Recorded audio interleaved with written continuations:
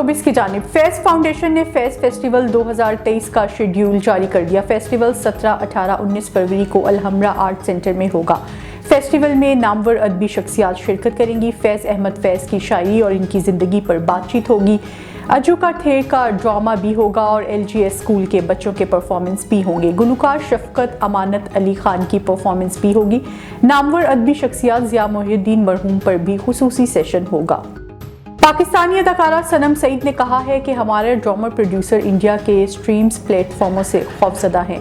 पाकिस्तान में Indian OTT प्लेटफॉर्मों की पाबंदी पर सनम सईद का कहना था कि प्रोड्यूसर्स को खौफ है कि अगर हमारे तमाम अदाकार मुनफरिद काम के लिए दीगर प्रोडक्शन हाउसेस में काम करेंगे तो फिर हमारे ड्रामों में कोई काम नहीं करेगा।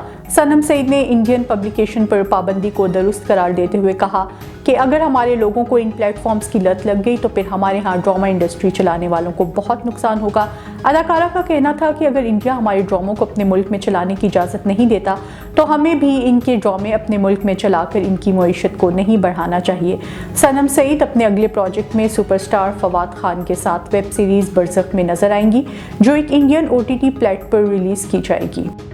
भारतीय फिल्म इंडस्ट्री के मारूफ अदाकार जावेद खान अमरूही इंतकाल कर गए। बॉलीवुड फिल्मसाज मेश तलूर की जानिब से जावेद अमरूही के इंतकाल की तस्दीक की गई।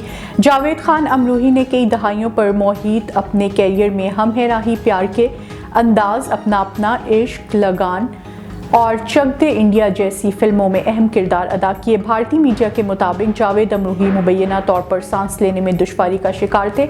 इनके दोनों फेफड़े फेल हो चुके थे और पिछले 1 साल से बिस्तर पर थे। उन्होंने Surya nursing home Santa cruise में अपनी आखिरी सांस ली। जावेद खान के इंतकाल पर भारतीय फिल्म इंडस्ट्री से वाबस्ता अहम शख्सियात की जानिब से अफसोस का इजहार किया गया।